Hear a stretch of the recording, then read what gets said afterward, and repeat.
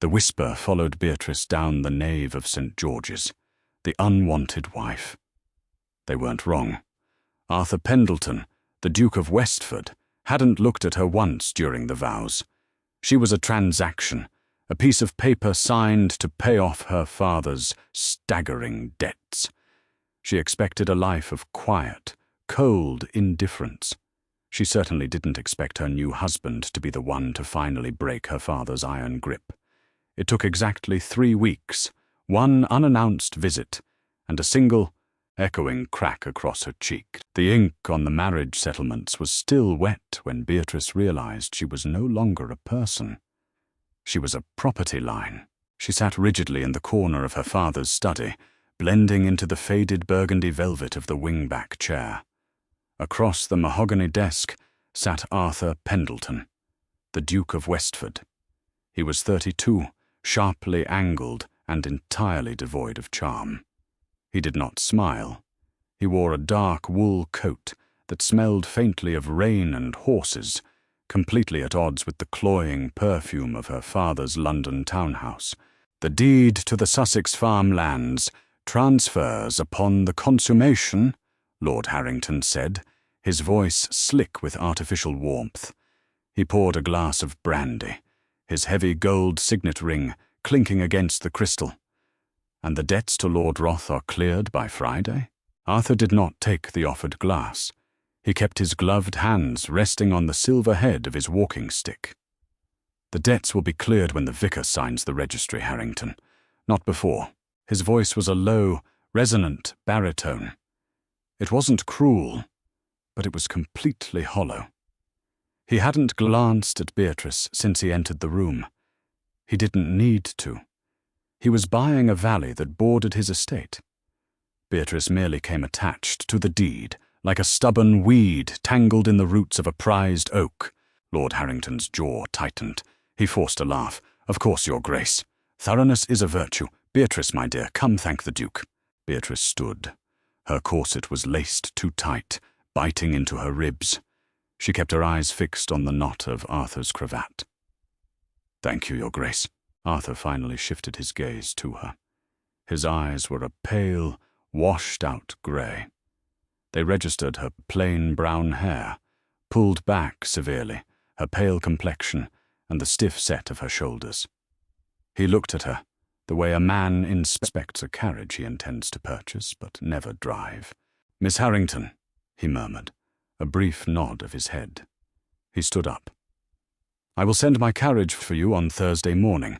The ceremony will be private. Good day. He walked out. The door clicked shut. The silence stretched for 3 seconds before her father turned on her. The artificial warmth vanished, replaced by the ugly, sneering impatience she had known her entire life. You will not ruin this, Harrington hissed, stepping close enough that Beatrice could smell the stale tobacco and brandy on his breath. He grabbed her chin, his thumb pressing hard into her jawline. You will be quiet, you will be compliant, you will give him an heir, and you will ensure my allowance is paid on the 1st of every month. Do you understand?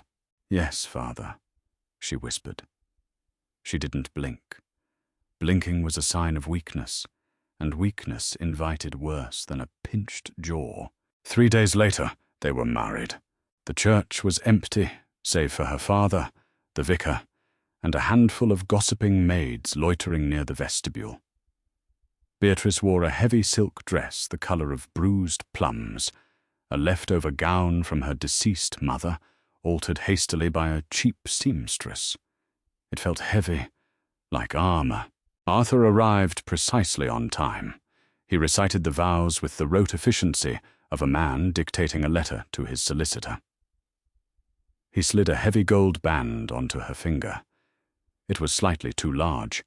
It hung loose on her knuckle, a constant, physical reminder of how poorly she fit into this new life.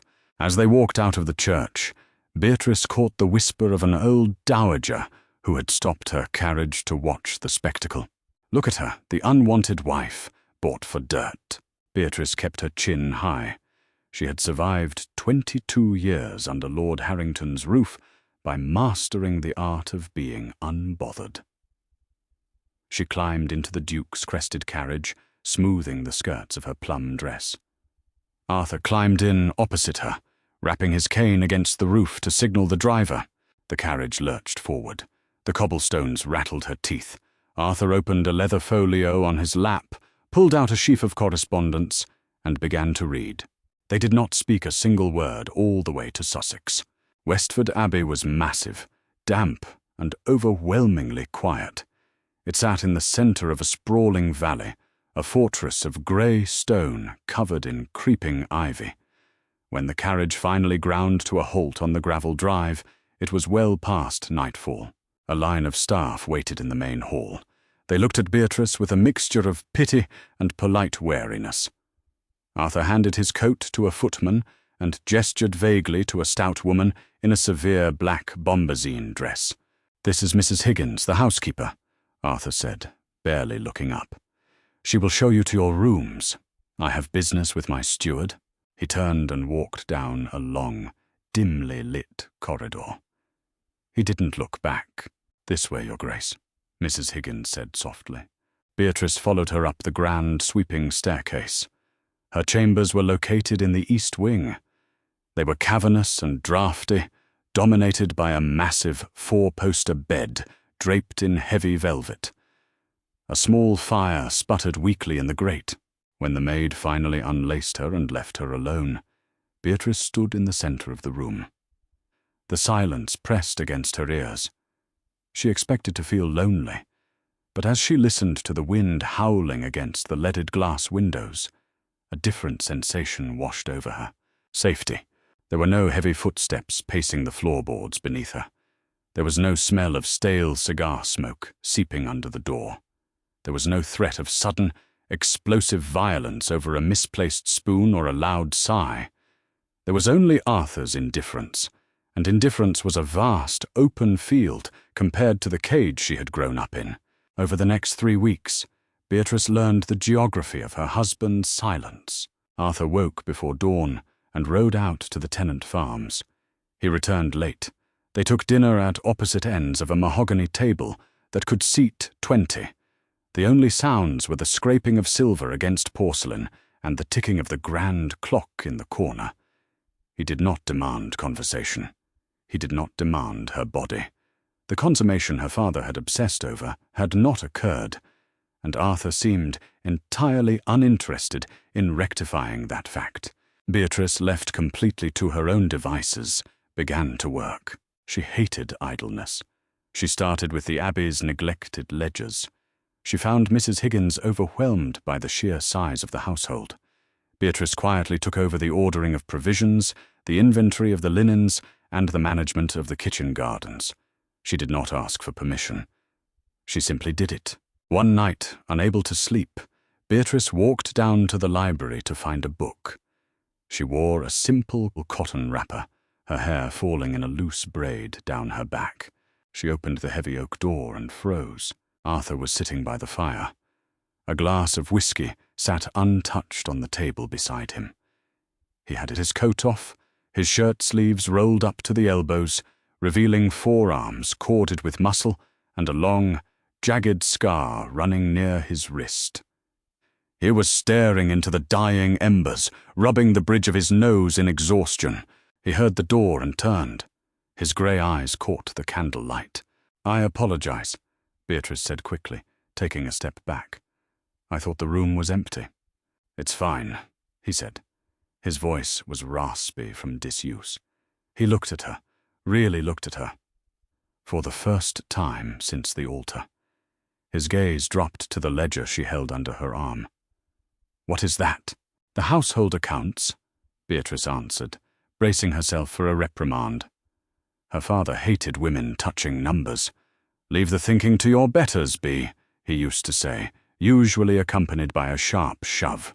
Arthur held out his hand. Hesitantly she crossed the room and handed him the leather-bound book. He opened it. He flipped through the pages. The silence stretched. Beatrice's heart beat a slow, heavy rhythm against her ribs. "You renegotiated the coal contract," he said flatly. The previous merchant was charging a premium for delivery, yet sending half-loads, Beatrice replied, keeping her voice even. I found a local supplier willing to match the price for full tons, provided we pay upon delivery rather than on credit. Arthur stared at the numbers for a long moment. Then he closed the ledger and handed it back to her. Efficient, he said. It wasn't a compliment exactly, but it wasn't an insult either. Good night, Your Grace, she murmured. Good night, Beatrice, he replied. It was the first time he had used her name. She walked back to her room, the syllables echoing strangely in her head. He was a cold man, a distant man. But as she crawled into her massive empty bed, she realized he was not a cruel one. She could survive a cold man.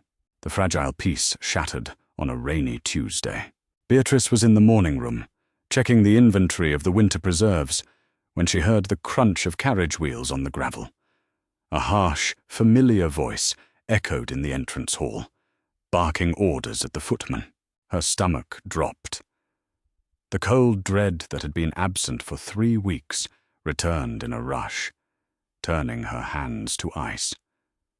She stood up, her fingers gripping the edge of the table so tightly her knuckles turned white. The door swung open. Lord Harrington strode in, looking damp and violently irritated. He hadn't bothered to wait for the butler to announce him. "There you are," he snapped, stripping off his wet leather gloves and throwing them onto a velvet settee. "God, this place is a tomb. Doesn't the Duke believe in lighting a fire?" "Father," Beatrice managed to say, her throat tight. "What are you doing here?" "I've come to see my daughter, obviously," he sneered, pacing the room. He stopped to inspect a silver candlestick, picking it up and weighing it in his hand, as if appraising it for pawn. "And to speak with your husband."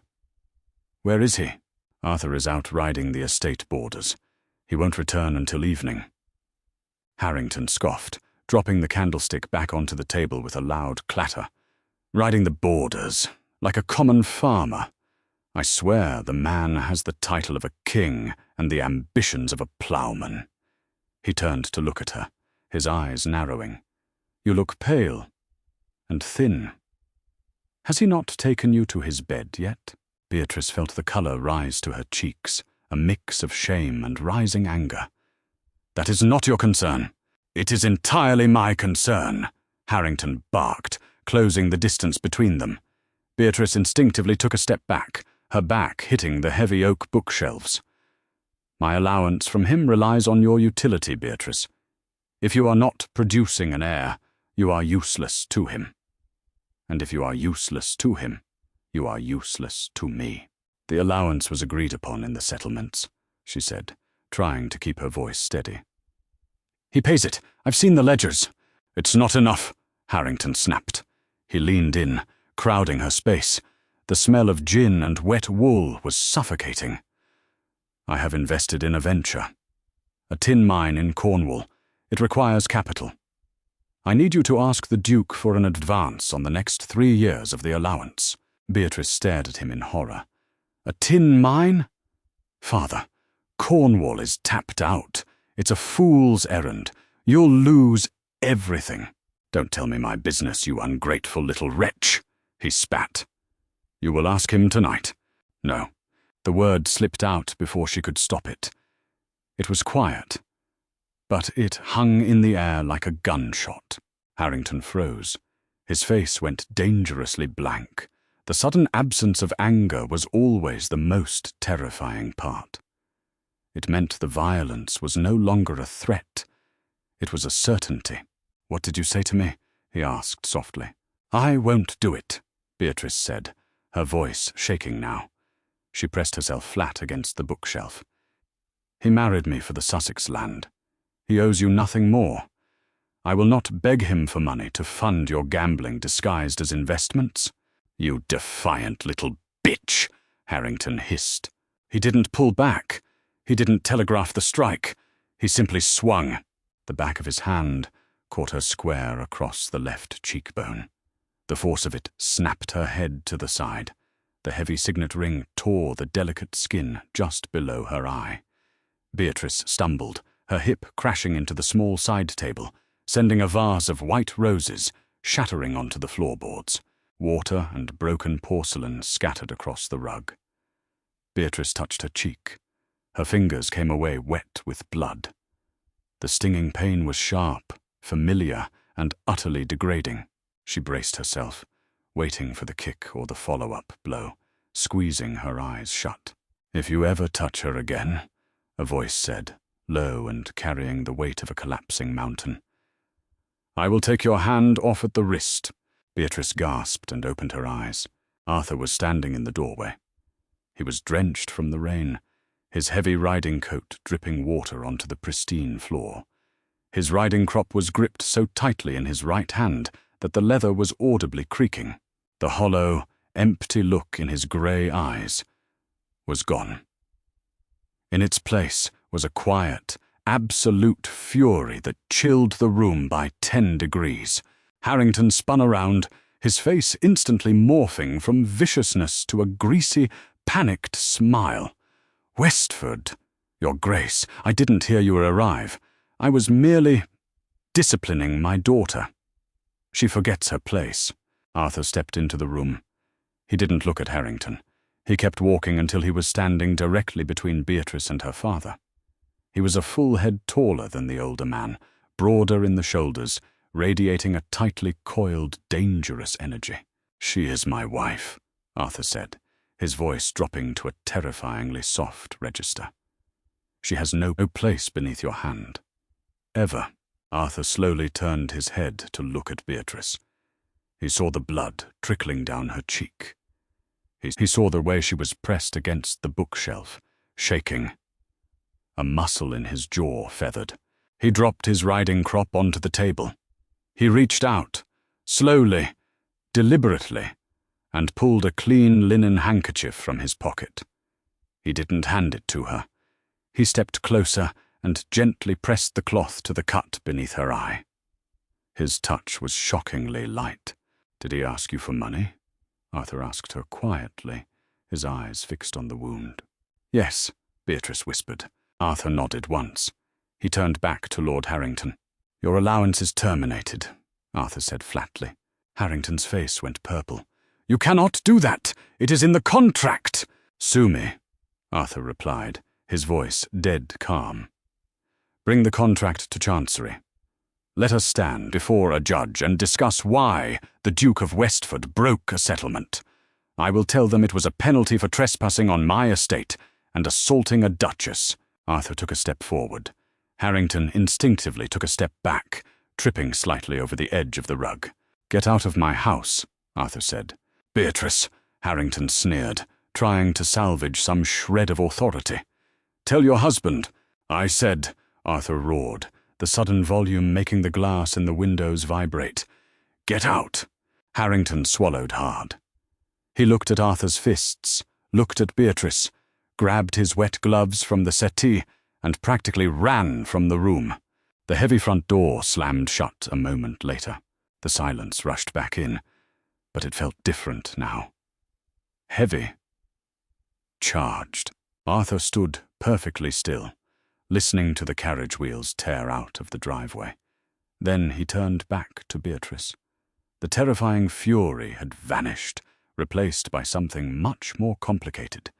He reached out and gently took the bloody handkerchief from her trembling hand, pressing it back against her cheek himself.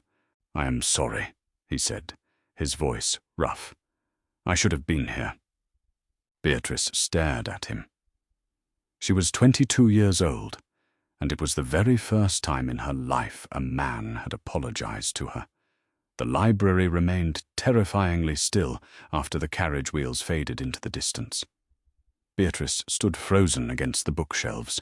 The sharp sting on her cheek was a grounding anchor in a room that suddenly felt entirely foreign. Arthur did not step away. He kept the linen pressed to her skin. His knuckles grazed her jawline.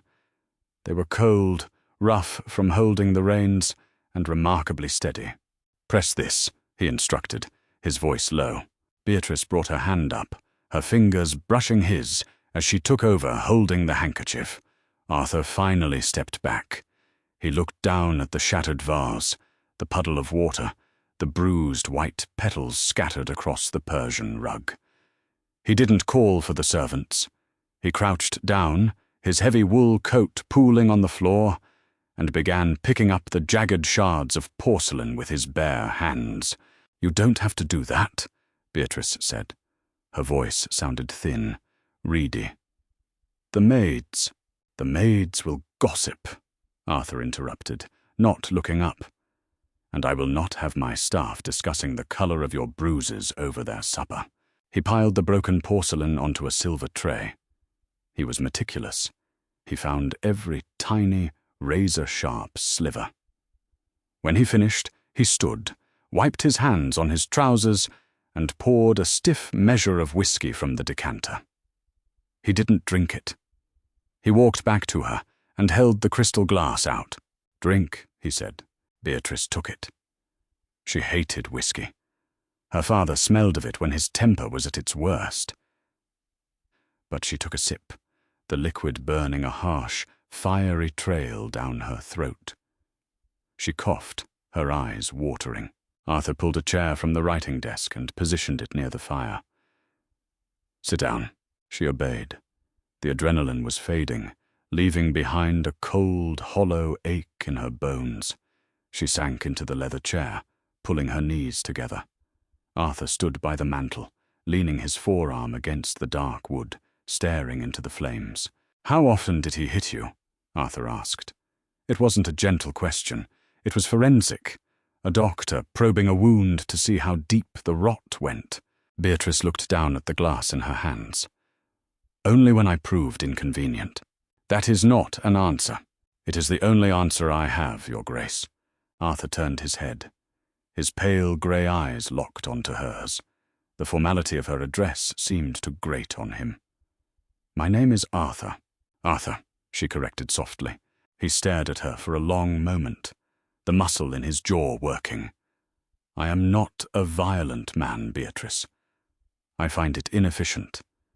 It requires a loss of control, and I despise losing control. But when I saw him touch you," he stopped.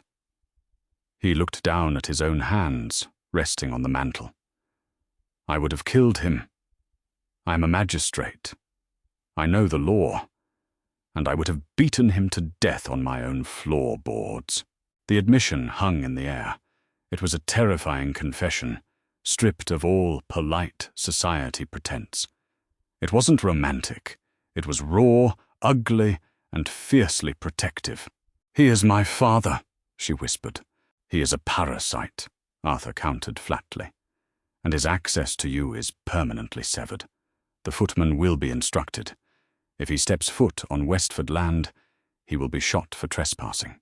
He walked over to the bell pull and gave it a sharp yank. A few moments later, Mrs. Higgins appeared in the doorway, her eyes darting nervously between the Duke and his wife. "Mrs. Higgins," Arthur said smoothly. "Her Grace tripped against the side table and suffered a minor injury. Please fetch some ice from the kitchens and a tin of calendula salve." The housekeeper's eyes widened slightly as she took in the ruined vase and the bloody handkerchief, but she was a professional. She bobbed a curtsy. "At once, Your Grace." Dinner that evening was a disruption of their established routine. Beatrice sat at her usual place at the foot of the long mahogany table. The cut on her cheek throbbed, painted over with a thick layer of yellow salve. She expected Arthur to take his seat at the far end, separated by 12 feet of polished wood and silver candelabras. Instead, he walked past his chair. He pulled out the seat immediately to her right, directly in her line of sight, and sat down. The footman serving the soup froze, a ladle of clear broth hovering mid-air. Arthur gave him a flat, impatient stare. The footman quickly served them and retreated to the edges of the room. They ate in silence for 10 minutes. The proximity was startling. Beatrice could smell the faint scent of rain and saddle leather that clung to him. She could see the fine lines around his eyes. "The Sussex land," Beatrice said suddenly, breaking the quiet. She didn't look up from her plate. That is why you married me. To secure the borders. Arthur set his spoon down. Yes. Why didn't you just buy it outright? My father was desperate. He would have sold it without the marriage. I tried, Arthur said. 3 times.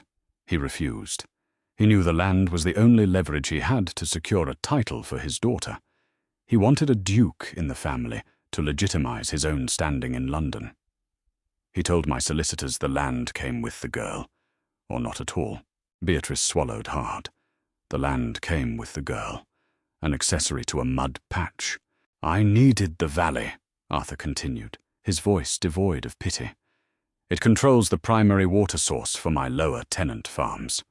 Without it, 300 people lose their livelihoods during a dry summer. I weighed the cost of a wife against the cost of a drought. It was a brutally honest assessment. Beatrice appreciated it. She preferred harsh truths to pretty lies. You made a poor bargain, she said, finally looking at him. The valley is fertile, but you acquired a liability. My father will not stop. If you cut off his allowance, he will find another way to extract blood. Arthur picked up his wine glass. He looked at her over the rim, his eyes catching the candlelight. Let him try, Arthur said. He is used to fighting a terrified girl. Let him see what happens when he fights a duke. The summons arrived 2 weeks later, sealed with the heavy wax crest of the Court of Chancery. Arthur stood by the window in his study, the grey morning light casting long shadows across the floorboards. He read the heavy parchment twice, his expression hardening into stone. Beatrice sat quietly in the wing-back chair, updating the ledger for the grain stores. She watched him carefully. She had learned to read the micro-expressions of his silence. A tightened jaw meant annoyance. A still, unblinking stare meant fury. Right now, he was entirely still. "Pack your trunks," Arthur said, tossing the letter onto the desk. "We are going to London." Beatrice's pen paused. A drop of black ink fell onto the pristine page, ruining the column of numbers. "London, your father has filed a formal grievance," Arthur said, turning to face her. "He claims I coerced the marriage under false pretenses, that I have sequestered you against your will, and that the union remains unconsummated. He is attempting to void the marriage settlements to reclaim the Sussex land and sue for emotional damages." A cold sweat broke out on the back of Beatrice's neck. "Can he do that?" "He can try to drag my name through the mud," Arthur replied, his voice a low rumble. "He is banking on my distaste for public scandal. He assumes I will reinstate his allowance to keep him quiet." "Will you?" she asked, her voice betraying a hint of panic. If Arthur paid him, it meant her father still had power. It meant she was still just a pawn on his board. "I do not negotiate with extortionists," Arthur said bluntly. He walked over to the desk and leaned against it, crossing his arms. "But we must return to the city. We must attend the remaining weeks of the season. We must be seen. Together." Beatrice looked down at her hands. Her fingernails were short and unpolished. She wore a simple, dark blue wool daydress. The cut on her cheek had healed into a thin, pale pink line, but she felt entirely exposed. "Arthur," she started, the name still feeling strange on her tongue. "I cannot face them. The Ton knows why we married. They know he sold me. If I walk into a ballroom, they will tear me apart." "Let them try," he said. "You don't understand. Society is a blood sport. I am not equipped. I don't have the pedigree, I don't have the wit, and I certainly don't have the wardrobe to play the part of a duchess." Arthur looked at her for a long time. He took in her rigid posture, her pale face, the genuine terror in her eyes. "Mrs. Higgins," Arthur called out, his voice carrying easily through the open door to the hall. The housekeeper appeared instantly. "Send a rider to Madame Delacroix in Mayfair," Arthur instructed. "Tell her I am bringing her Grace to London tomorrow. I require her entire shop closed for a private fitting on Thursday morning. If she protests, double her usual fee. Arthur, no, Beatrice protested, standing up. I don't want you spending money on me. It feels... She trailed off. She couldn't say the word. Transactional. You are going to war, Beatrice, Arthur said quietly. A soldier does not ride into battle wearing rags. You will be armoured. The fitting at Madame Delacroix's was an exercise in exhaustion. For 6 hours, Beatrice stood on a velvet pedestal, while seamstresses pinned, tucked, and draped fabrics around her. Arthur did not wait in the carriage. He sat in a delicate gilt chair in the corner of the shop, his presence entirely overwhelming the pastel, perfumed space. Madame Delacroix, a shrewd Frenchwoman who recognized power when she saw it, tried to push Beatrice toward pale pinks, ruffles, and soft, demure lace. "Non," Arthur interjected from the corner. He hadn't looked up from the newspaper he was reading. The modiste paused, a length of pink silk slipping from her hands. "Your Grace?" "My wife is not a confectionery," Arthur said, finally folding the paper and standing. He walked over to the bolts of fabric lining the wall. He ran his hand over a roll of heavy, midnight blue velvet, then a striking emerald green silk. "She is the Duchess of Westford. Dress her like it." He selected deep, saturated colours, jewel tones that made Beatrice's pale skin look like porcelain rather than sickly. He chose structured bodices, high necklines with dramatic lines, and fabrics that held their own weight. He refused anything fussy. When Beatrice looked in the mirror wearing the final fitting of a blood-red silk gown, she didn't recognize the woman staring back.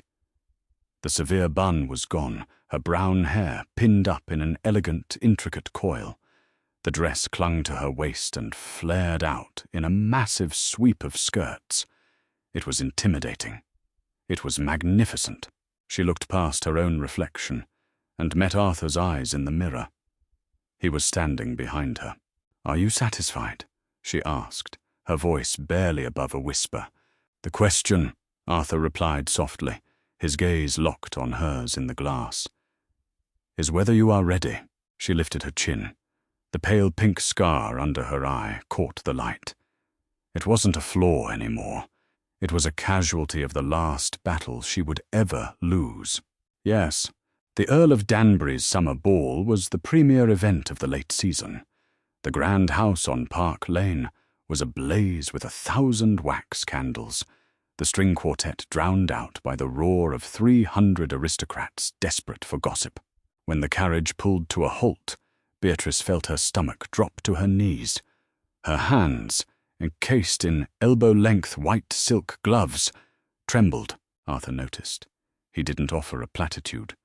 He stepped out of the carriage, turned and offered his hand. "Breathe," he ordered softly. "Keep your eyes on the far wall. Do not look at their feet. Do not look at their faces. You own the ground you walk on." Beatrice took a sharp breath, placed her hand in his, and stepped down. The moment the major domo banged his staff and announced, "Their Graces the Duke and Duchess of Westford," the ballroom went dead silent. The music seemed to falter for half a beat. Beatrice locked her arm through Arthur's. He felt like a pillar of iron beside her. Together, they descended the grand staircase. The whispers started immediately, rustling like dry leaves in a strong wind. They were not subtle. "Oh, bought her to clear Harrington's gambling debts. Looks entirely different, doesn't she? Someone paid for a decent modiste. Here they sleep in separate wings. A sham, my dear, a complete sham." Beatrice kept her chin high. The midnight blue velvet of her gown absorbed the candlelight, making her look stark and regal. She focused on the gilded moulding on the far wall, just as Arthur had instructed. They navigated the room. Arthur was a master of the polite dismissal. He greeted peers with curt nods and steered Beatrice through the predatory crowd with military precision, but they couldn't evade everyone. Near the punch bowls a blockade formed. Lord Davenport, a notoriously cruel viscount, and a known associate of Lord Harrington, stepped directly into their path. He was a fleshy man with a permanent, mocking smile.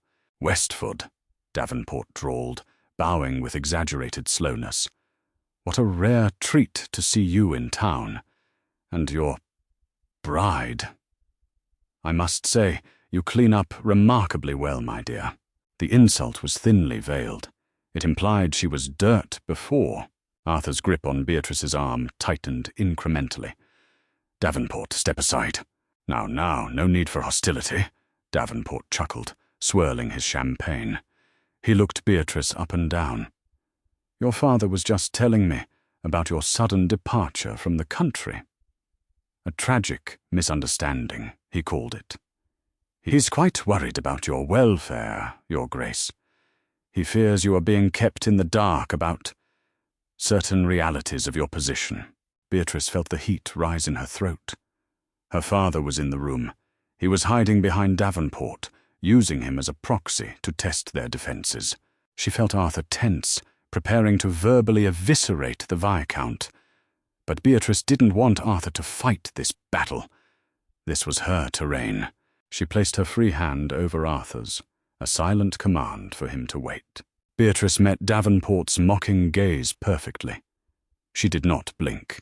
"Lord Davenport," Beatrice said, her voice carrying an icy, ringing clarity that cut through the surrounding chatter.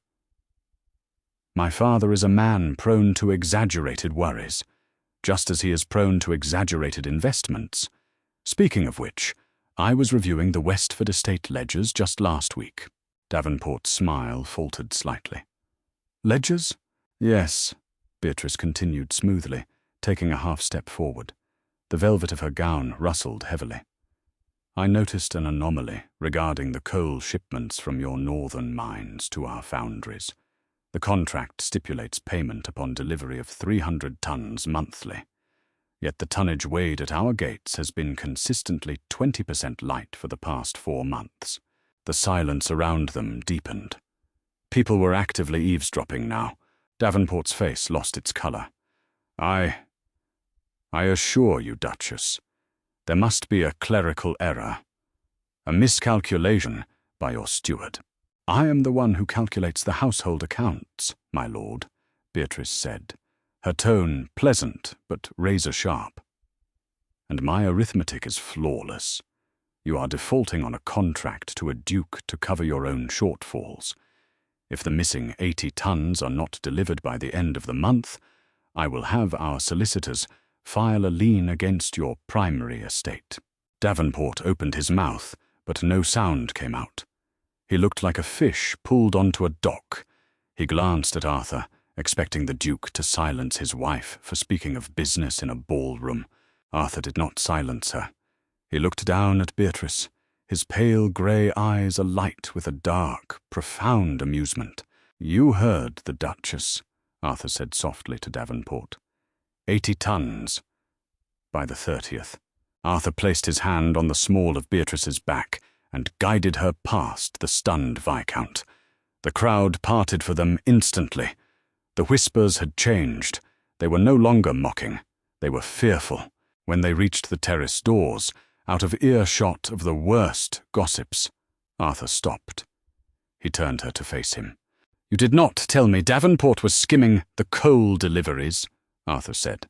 "I was going to file the paperwork on Monday," Beatrice replied, her heart hammering a frantic rhythm against her ribs.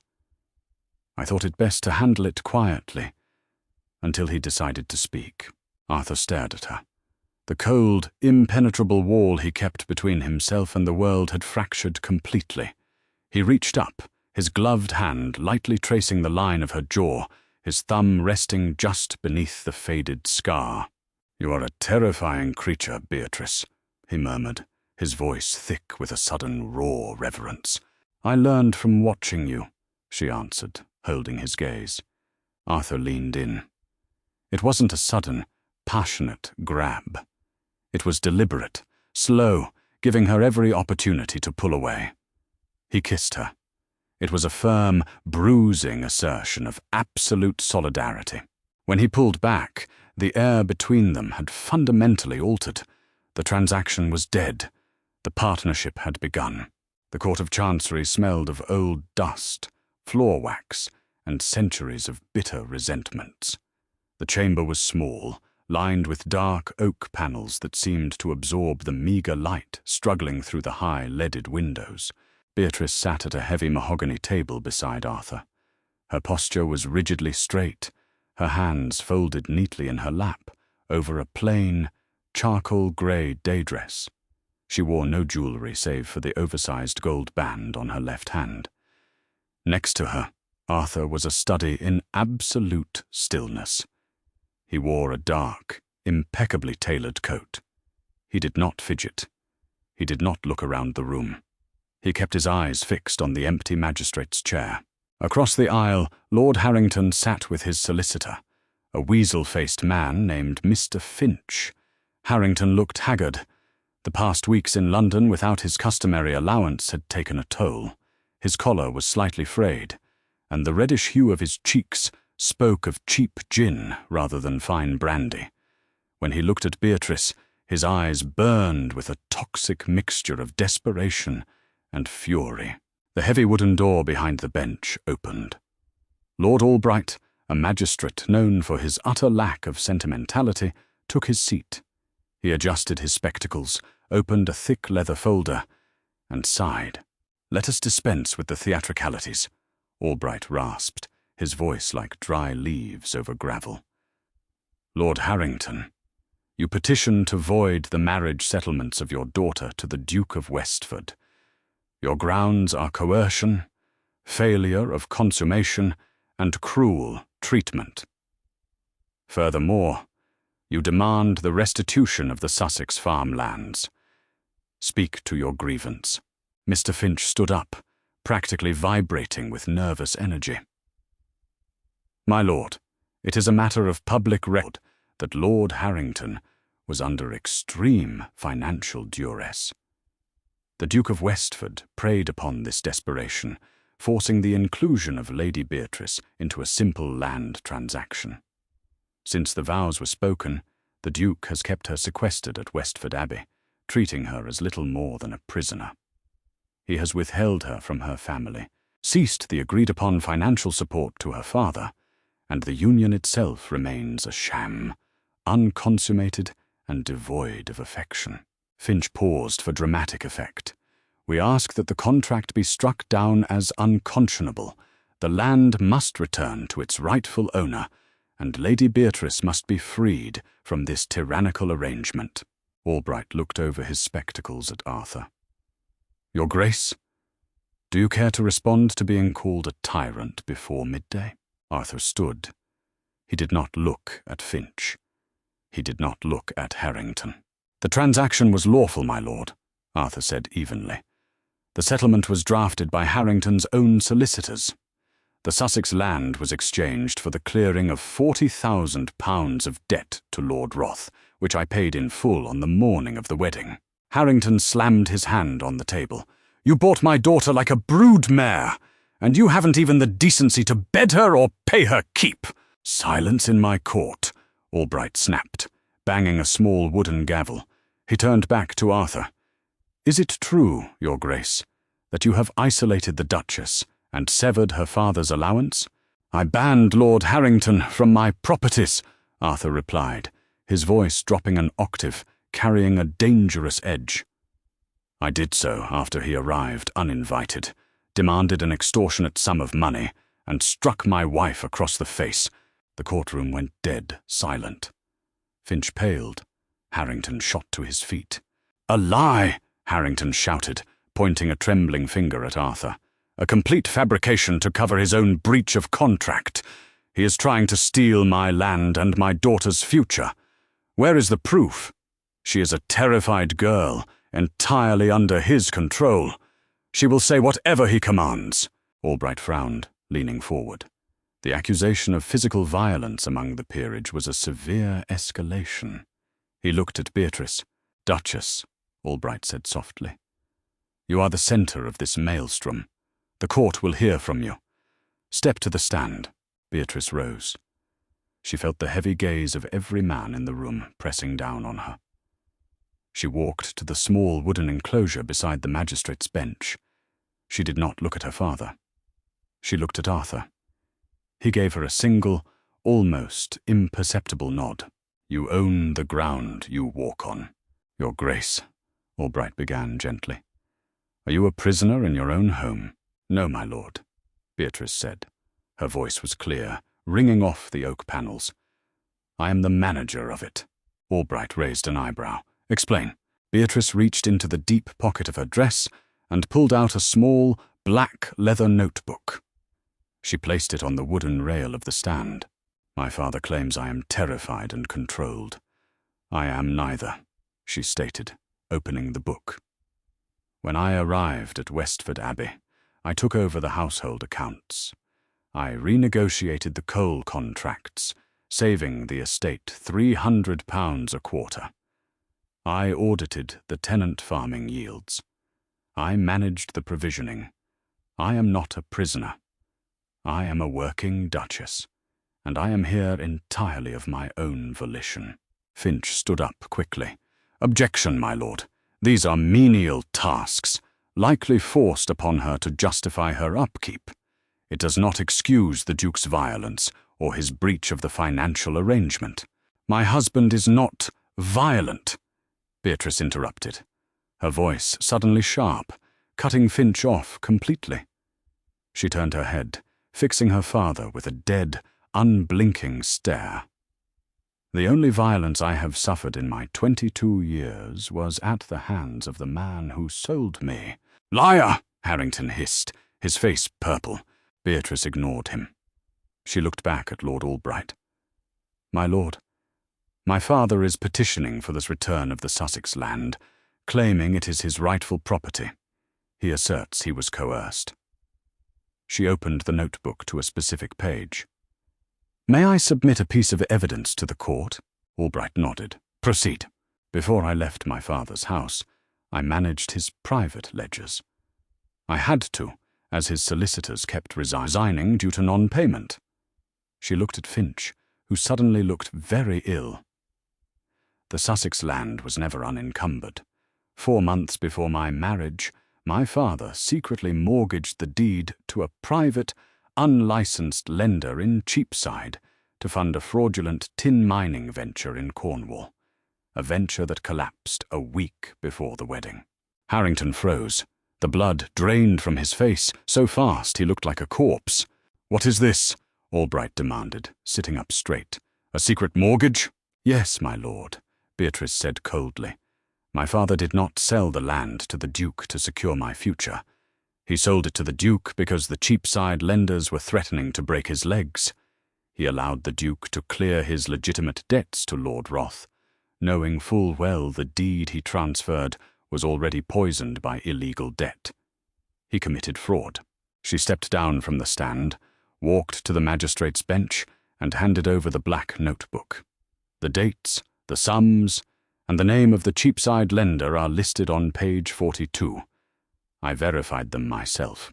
Albright read the page in silence. The scratching of his quill was the only sound in the room. He looked up, his eyes hard and flat. "Lord Harrington," Albright said, his voice laced with absolute disgust. "Is this true?" Harrington opened his mouth, but nothing came out. He looked at Mr. Finch, who was rapidly stuffing papers into his briefcase, desperately trying to distance himself from his client. "You bring a grievance to my court," Albright thundered, his gavel coming down with a crack that made Beatrice flinch. "You accuse a duke of coercion while committing gross financial fraud?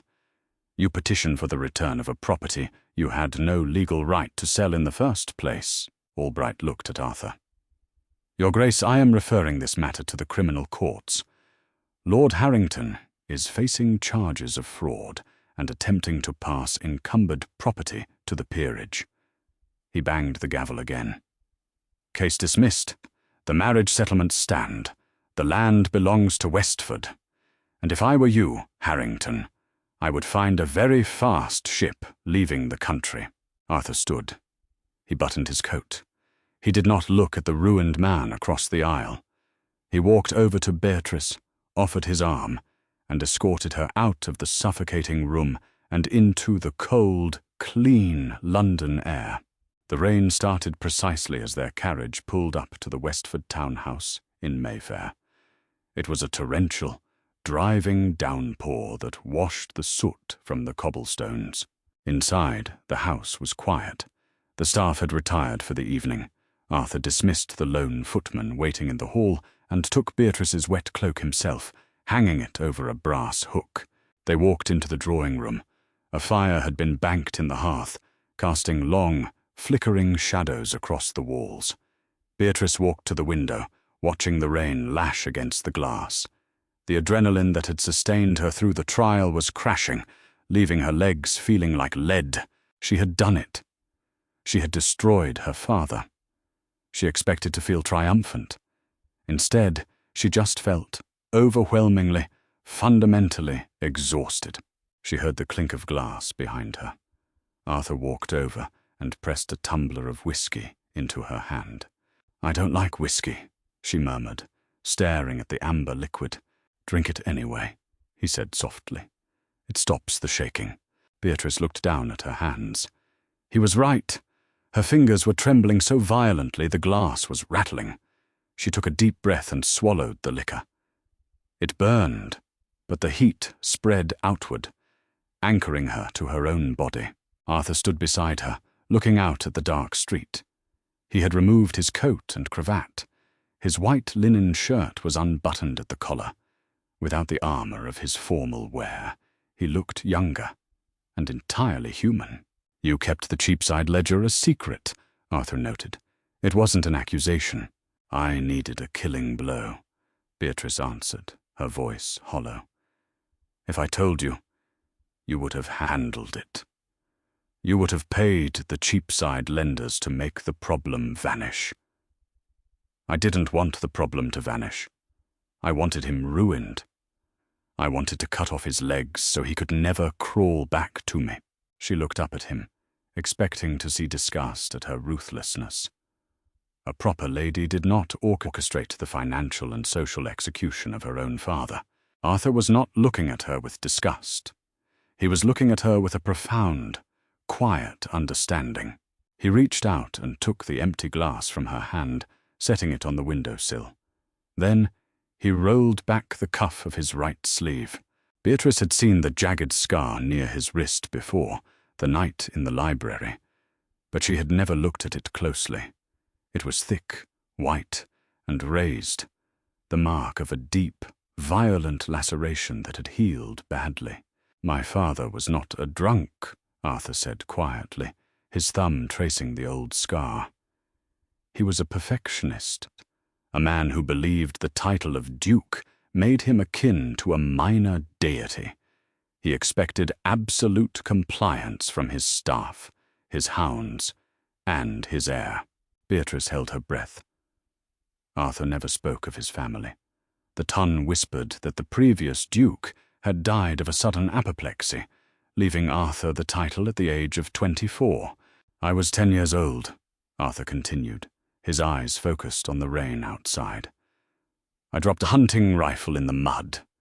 A minor infraction. He dragged me into the stables and decided to teach me a lesson about carelessness using a riding crop." Beatrice's stomach twisted. She instinctively reached out, her fingertips hovering just inches from his scarred wrist. "He swung," Arthur said, his voice devoid of emotion. "I put my arm up to block it. The crop had a silver cap on the end. It caught the flesh and tore it open to the bone." Beatrice let out a soft, shuddering breath. Her fingers finally closed over his wrist, her touch feather-light against the ruined skin. "He told the doctor I fell on a rusted scythe," Arthur said, turning his head to look at her. "I never corrected him. But I learned a very valuable lesson that day. I learned that power without restraint is merely butchery. And I promised myself I would never be at the mercy of another man's temper again." He looked down at her hand, holding his wrist. "When I saw Harrington strike you in the library, I did not just see your father. I saw mine. and I saw the same terror in your eyes that I used to see in the mirror. I am not terrified anymore, Beatrice whispered fiercely. I know, Arthur said. He stepped closer. The space between them vanished. You are terrifying. He lifted his hand, the one she was not holding, and cupped her face. His thumb brushed over the faded pink line beneath her eye. The consummation, Arthur murmured, his voice dropping to a rough, vibrating register. Finch made quite a point of it in court. Beatrice swallowed hard. Her heart was hammering a frantic, completely different rhythm now. It was a legal requirement to finalize the deed. The deed is final, Arthur said. His eyes, usually cold and unreadable, were dark and entirely focused on her mouth. The court has ruled. The land is mine. The transaction is complete. You owe me nothing, Beatrice. No duty, no heir, nothing. He let his hand drop from her face. He took a half step back, giving her the space, giving her the choice. It was the most agonizing distance she had ever felt. I do not want to be a transaction, Beatrice said, her voice shaking, but not from fear. You are not, he replied instantly. You are my equal. You are the Duchess of Westford. And if you ask me to leave this room, I will walk out that door, and I will never ask for your bed. Beatrice looked at the man who had picked up her broken glass, who had armored her in velvet, who had stood between her and a monster. She didn't want him to leave. She wanted to bridge the final, echoing silence between them. She reached out and grabbed the lapels of his white linen shirt. Do not walk out that door, she commanded softly. Arthur groaned, a low, harsh sound deep in his chest. He closed the distance, his hands finding her waist, pulling her flush against him. He kissed her. It wasn't the measured, deliberate kiss from the terrace. It was desperate. It was hungry. It tasted of whiskey and rain and years of tightly coiled restraint finally snapping. Beatrice kissed him back with equal ferocity. She tangled her hands in his hair, feeling the hard, solid reality of him. He lifted her effortlessly, her feet leaving the floor, and carried her out of the drawing room and up the sweeping staircase. There was no awkward fumbling in the dark. There was no cold duty. In the cavernous master suite, lit only by the embers of a dying fire, they dismantled the last of their walls. Arthur's touch was reverent, mapping the geography of her skin, not as a conqueror, but as a man starving for a home. And Beatrice, who had spent her entire life shrinking to avoid pain, finally allowed herself to take up space, to demand pleasure, to be entirely, unapologetically seen. When they finally lay tangled in the heavy linen sheets, the rain still battering the windows, Beatrice rested her head on Arthur's chest. She listened to the steady, rhythmic beating of his heart. Arthur, she whispered into the dark. He rumbled, his arm tightening around her waist. The Sussex land, she said, a small smile playing on her lips. It really is excellent soil for winter wheat. Arthur let out a sound that was remarkably close to a laugh. He kissed the top of her head. Go to sleep, Beatrice. The ledgers can wait until morning. 2 years later, the air in the Sussex Valley was crisp, carrying the sharp, metallic scent of autumn and wood smoke. From the crest of the hill, Westford Abbey looked less like a fortress and more like a heart, pumping life into the sprawling acres of gold and green that surrounded it. Beatrice sat astride a sleek bay mare, overlooking the lower tenant farms. She did not ride side saddle. It was wildly improper, and she did not care. She wore a tailored wool riding habit of deep forest green, her hair braided securely down her back. Beside her, Arthur sat on his massive black stallion. They were watching the harvest. A line of wagons, heavy with grain, was slowly making its way up the dirt road toward the Abbey's massive stone silos. The estate was thriving. The coal foundries were operating at peak efficiency. Lord Davenport had quietly surrendered a minor estate in Yorkshire to cover his clerical errors after Beatrice filed the lien. As for Lord Harrington, he was gone. After the Chancery hearing, the Cheapside lenders had come to collecting. Facing debtor's prison, Harrington had fled across the Channel to France in the dead of night. Beatrice had not heard from him since. She did not look for him. The rotten branch had been severed, and the tree was finally allowed to grow. "The yield from the lower valley is up 20% from last year," Beatrice noted, her eyes scanning the fields. "The new irrigation channels you designed are working." "They are working because you ensured the contractors used proper stone rather than the cheap shale they tried to smuggle in," Arthur replied, his eyes crinkling at the corners. The harsh, hollow look he had worn when they first met was entirely gone. He looked settled. He looked happy. "A manager must be diligent," she teased, adjusting her leather reins. As she moved her hand, the autumn sun caught the gold on her left ring finger. It was no longer the oversized, heavy band that had hung loosely on her knuckle. A year ago, Arthur had taken the ring while she slept. He had given it to a master jeweler in London. When he returned it, it had been melted down and reforged. It was now a delicate, intertwined braid of gold and iron, a perfect, unyielding fit. He had told her that gold was for the title, but iron was for the woman who held it. "We should return to the house," Arthur said, glancing up at the sky. Heavy grey clouds were gathering in the west. "It's going to rain, and Mrs. Higgins will have my head if I let you catch a chill." "Mrs. Higgins is more afraid of me than she is of you," Beatrice pointed out factually. "True," Arthur conceded with a smirk, "but she knows I am the easier target." He nudged his stallion closer to hers. He reached out, his gloved hand covering hers on the pommel of her saddle. "Are you content, Beatrice?" he asked. It was a question he asked her often, a quiet check-in, a constant reassurance that her agency in this marriage was absolute. Beatrice looked out over the valley. She looked at the wagons, the thriving farms, the ancient stone of the abbey waiting for them in the distance. She looked at the iron band on her finger. And finally, she looked at the man who had bought her for dirt, only to give her the earth. "No, Your Grace," Beatrice smiled, leaning over to kiss him briefly, fiercely on the mouth. "I am the Duchess of Westford. I am far too busy to be merely content." She kicked her heels into the mare's flanks and took off down the hill, the wind catching her laughter. Arthur watched her go for a fraction of a second, his heart seizing with a fierce, possessive joy, before he spurred his own horse to follow her home. And that is how the unwanted wife became the undisputed ruler of Westford. Beatrice didn't just survive her trauma, she weaponized her competence and found a true equal in a man who understood the value of iron over gold.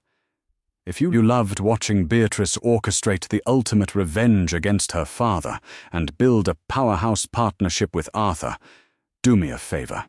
Smash that like button, subscribe to the channel, and share this story with someone who appreciates a fiercely competent heroine. Leave a comment below. What was your favorite moment of Beatrice's revenge? Until next time, keep your ledgers balanced and your boundaries strong.